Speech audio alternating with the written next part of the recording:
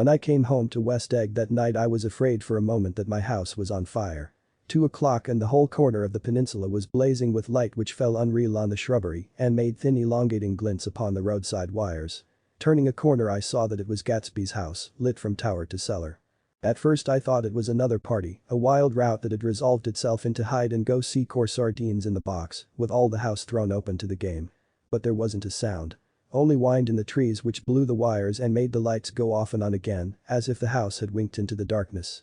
As my taxi groaned away I saw Gatsby walking toward me across his lawn. "Your place looks like the World's Fair," I said. "Does it?" He turned his eyes toward it absently. "I have been glancing into some of the rooms. Let's go to Coney Island, old sport." "In my car." "It's too late." "Well, suppose we take a plunge in the swimming pool. I haven't made use of it all summer." "I've got to go to bed." "All right." He waited, looking at me with suppressed eagerness. "I talked with Miss Baker," I said after a moment. "I'm going to call up Daisy tomorrow and invite her over here to tea." "Oh, that's all right," he said carelessly. "I don't want to put you to any trouble." "What day would suit you?" "What day would suit you?" He corrected me quickly. "I don't want to put you to any trouble, you see." "How about the day after tomorrow?" He considered for a moment. Then, with reluctance. "I want to get the grass cut," he said. We both looked at the grass. There was a sharp line where my ragged lawn ended and the darker, well-kept expanse of his began. I suspected that he meant my grass. "There's another little thing," he said uncertainly and hesitated. "Would you rather put it off for a few days?" I asked. "Oh, it isn't about that." At least he fumbled with a series of beginnings. "Why," I thought, "why, look here, old sport, you don't make much money, do you?" "Not very much." This seemed to reassure him and he continued more confidently. "I thought you didn't, if you'll pardon my you see, I carry on a little business on the side, a sort of sideline, you understand. And I thought that if you don't make very much you're selling bonds, aren't you, old sport?" "Trying to." "Well, this would interest you. It wouldn't take up much of your time and you might pick up a nice bit of money. It happens to be a rather confidential sort of thing." I realize now that under different circumstances that conversation might have been one of the crises of my life. But, because the offer was obviously and tactlessly for a service to be rendered, I had no choice except to cut him off there. "I've got my hands full," I said. "I'm much obliged, but I couldn't take on any more work." "You wouldn't have to do any business with Wolfsheim." Evidently he thought that I was shying away from the connection mentioned at lunch, but I assured him he was wrong. He waited a moment longer, hoping I'd begin a conversation, but I was too absorbed to be responsive, so he went unwillingly home. The evening had made me light-headed and happy. I think I walked into a deep sleep as I entered my front door. So I didn't know whether or not Gatsby went to Coney Island or for how many hours he glanced into rooms while his house blazed gaudily on. I called up Daisy from the office next morning and invited her to come to tea. "Don't bring Tom," I warned her. "What? Don't bring Tom?" "Who is Tom?" she asked innocently. The day agreed upon was pouring rain. At 11 o'clock a man in a raincoat dragging a lawn mower tapped at my front door and said that Mr. Gatsby had sent him over to cut my grass. This reminded me that I had forgotten to tell my Finn to come back, so I drove into West Egg Village to search for her among soggy whitewashed alleys and to buy some cups and lemons and flowers. The flowers were unnecessary, for at 2 o'clock a greenhouse arrived from Gatsby's with innumerable receptacles to contain it. An hour later the front door opened nervously and Gatsby in a white flannel suit, silver shirt and gold-colored tie hurried in. He was pale and there were dark signs of sleeplessness beneath his eyes. "Is everything all right?" he asked immediately. "The grass looks fine, if that's what you mean." "What grass?" he inquired blankly. "Oh, the grass in the yard." He looked out the window at it, but judging from his expression I don't believe he saw a thing. "Looks very good," he remarked vaguely. "One of the papers said they thought the rain would stop about 4. I think it was the Journal. Have you got everything you need in the shape of tea?" I took him into the pantry where he looked a little reproachfully at the Finn. Together we scrutinized the 12 lemon cakes from the delicatessen shop. "Will they do?" I asked. Of course. They're fine." And he added hollowly, "Old sport." The rain cooled about 3:30 to a damp mist through which occasional thin drops swam like dew. Gatsby looked with vacant eyes through a copy of Clay's Economics, starting at the finished tread that shook the kitchen floor and peering toward the bleared windows from time to time as if a series of invisible but alarming happenings were taking place outside. Finally he got up and informed me in an uncertain voice that he was going home. "Why's that?" "Nobody's coming to tea. It's too late." He looked at his watch as if there was some pressing demand on his time elsewhere. "I can't wait all day." "Don't be silly, it's just 2 minutes to 4. He sat down, miserably, as if I had pushed him, and simultaneously there was the sound of a motor turning into my lane. We both jumped up and, a little harrowed myself, I went out into the yard. Under the dripping bare lilac trees a large open car was coming up the drive.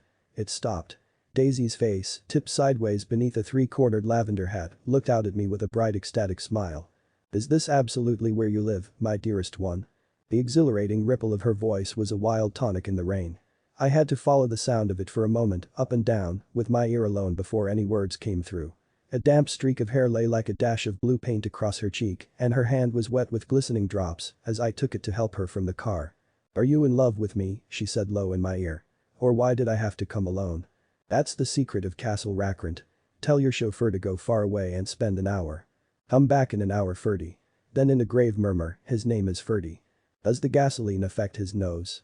"I don't think so," she said innocently. "Why?" We went in. To my overwhelming surprise the living room was deserted.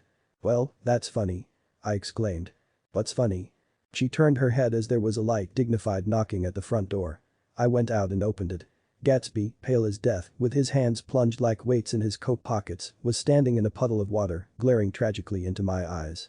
With his hands still in his coat pockets he stalked by me into the hall, turned sharply as if he were on a wire and disappeared into the living room. It wasn't a bit funny.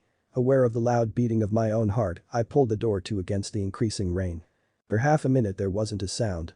Then from the living room I heard a sort of choking murmur and part of a laugh, followed by Daisy's voice on a clear artificial note. "I certainly am awfully glad to see you again." The pause, it endured horribly. I had nothing to do in the hall so I went into the room. Gatsby, his hands still in his pockets, was reclining against the mantelpiece in a strained counterfeit of perfect ease, even of boredom. His head leaned back so far that it rested against the face of a defunct mantelpiece clock, and from this position, his distraught eyes stared down at Daisy, who was sitting frightened but graceful on the edge of a stiff chair. "We've met before," muttered Gatsby. His eyes glanced momentarily at me, and his lips parted with an abortive attempt at a laugh. Luckily the clock took this moment to tilt dangerously at the pressure of his head, whereupon he turned and caught it with trembling fingers and set it back in place. Then he sat down, rigidly, his elbow on the arm of the sofa and his chin in his hand. "I'm sorry about the clock," he said. My own face had now assumed a deep tropical burn.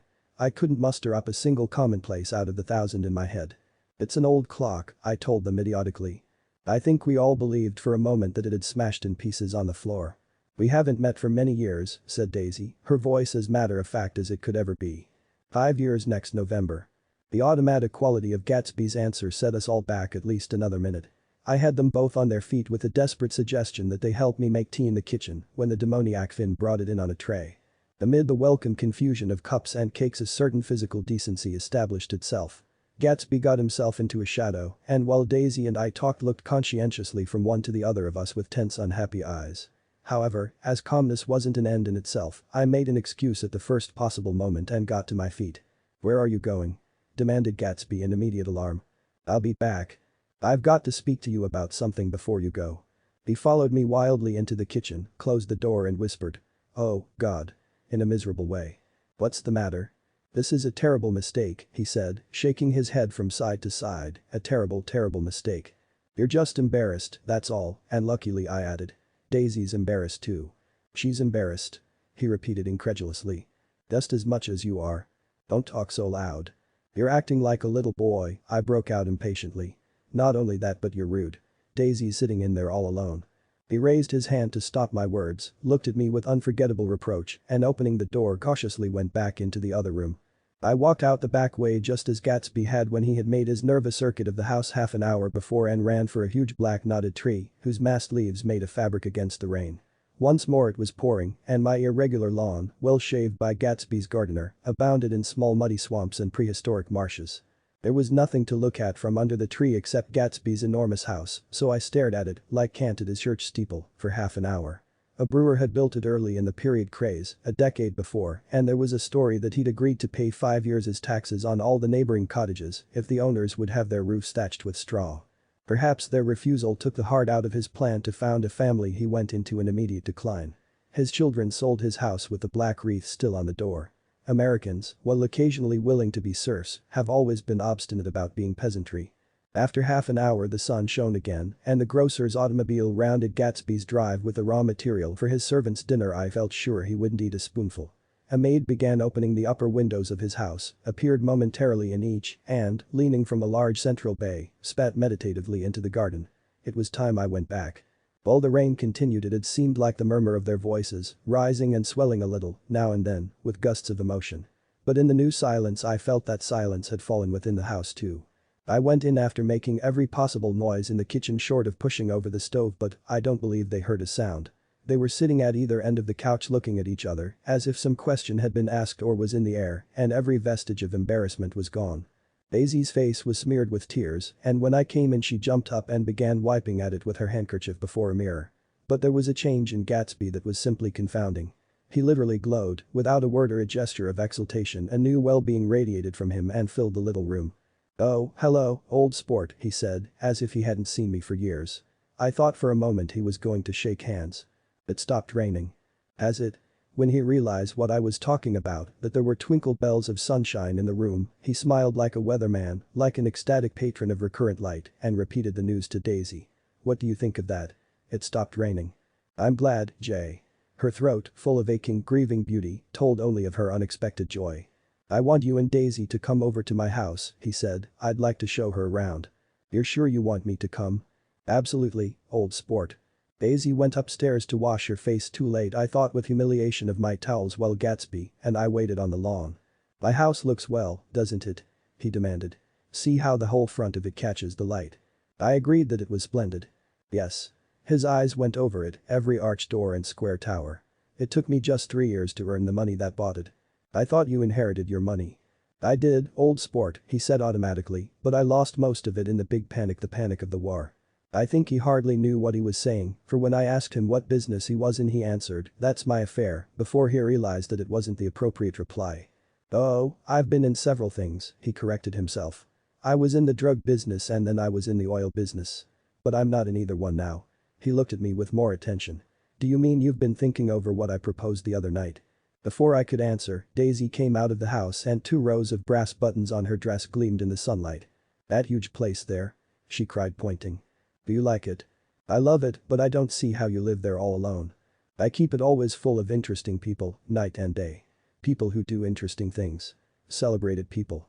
Instead of taking the shortcut along the Sound, we went down the road and entered by the big postern. With enchanting murmurs, Daisy admired this aspect or that of the feudal silhouette against the sky, admired the gardens, the sparkling odor of jonquils, and the frothy odor of hawthorn and plum blossoms, and the pale gold odor of kiss me at the gate.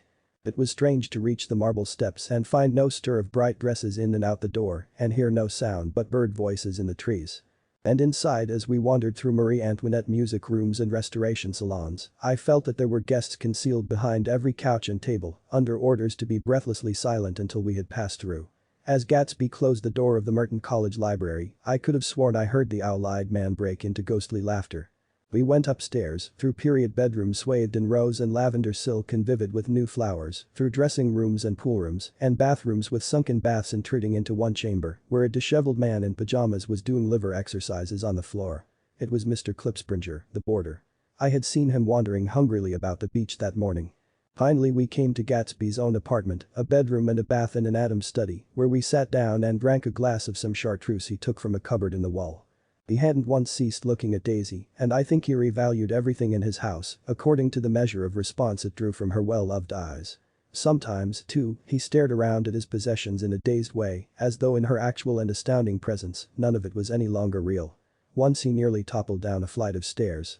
His bedroom was the simplest room of all except where the dresser was garnished with a toilet set of pure dull gold.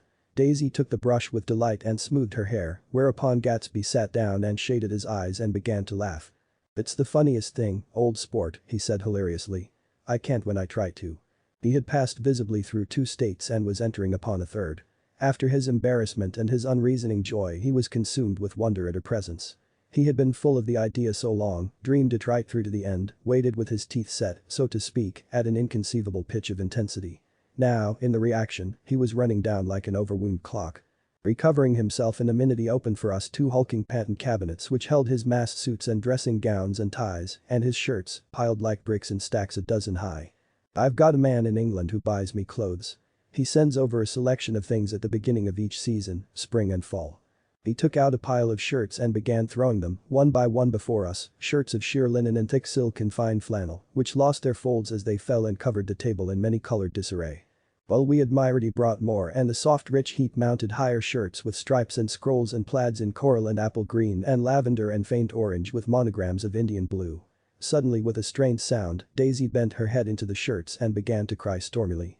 "They're such beautiful shirts," she sobbed, her voice muffled in the thick folds. "It makes me sad because I've never seen such beautiful shirts before." After the house, we were to see the grounds and the swimming pool, and the hydroplane and the midsummer flowers, but outside Gatsby's window, it began to rain again, so we stood in a row looking at the corrugated surface of the Sound. "If it wasn't for the mist we could see your home across the bay," said Gatsby. "You always have a green light that burns all night at the end of your dock." Daisy put her arm through his abruptly, but he seemed absorbed in what he had just said. Possibly it had occurred to him that the colossal significance of that light had now vanished forever. Compared to the great distance that had separated him from Daisy, it had seemed very near to her, almost touching her. It had seemed as close as a star to the moon. Now it was again a green light on a dock. His count of enchanted objects had diminished by one. I began to walk about the room, examining various indefinite objects in the half-darkness. A large photograph of an elderly man in yachting costume attracted me, hung on the wall over his desk. "Who's this?" That's Mr. Dan Cody, old sport." The name sounded faintly familiar. "He's dead now. He used to be my best friend years ago."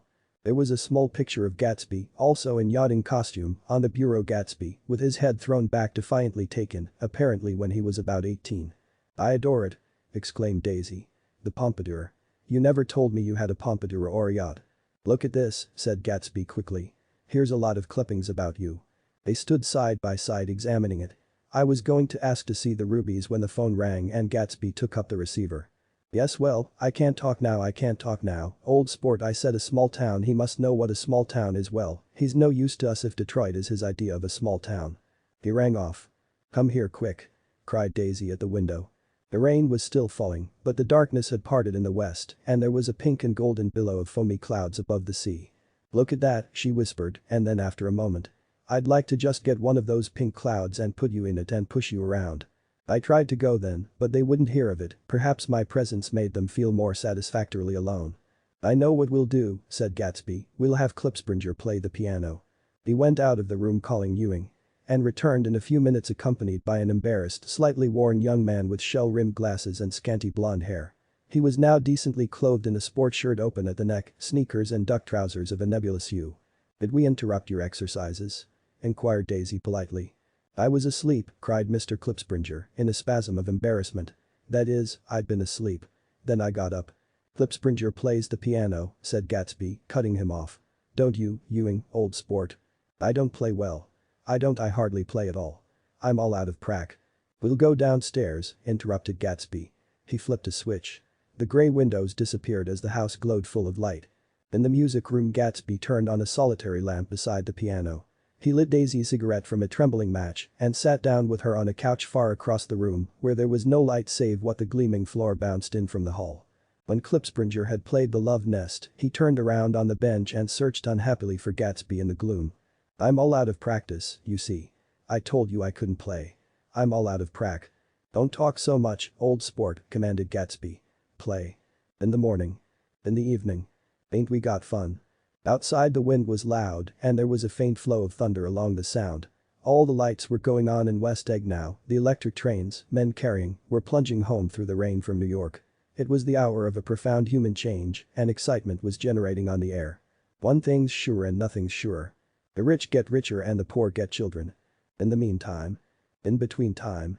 As I went over to say goodbye I saw that the expression of bewilderment had come back into Gatsby's face, as though a faint doubt had occurred to him as to the quality of his present happiness. Almost 5 years. There must have been moments even that afternoon when Daisy tumbled short of his dreams not through her own fault but because of the colossal vitality of his illusion. It had gone beyond her, beyond everything. He had thrown himself into it with a creative passion, adding to it all the time, decking it out with every bright feather that drifted his way. No amount of fire or freshness can challenge what a man will store up in his ghostly heart. As I watched him he adjusted himself a little, visibly. His hand took hold of hers and as she said something low in his ear, he turned toward her with a rush of emotion. I think that voice held him most with its fluctuating feverish warmth because it couldn't be overdreamed. That voice was a deathless song. They had forgotten me, but Daisy glanced up and held out her hand. Gatsby didn't know me now at all. I looked once more at them and they looked back at me, remotely, possessed by intense life. Then I went out of the room and down the marble steps into the rain, leaving them there together.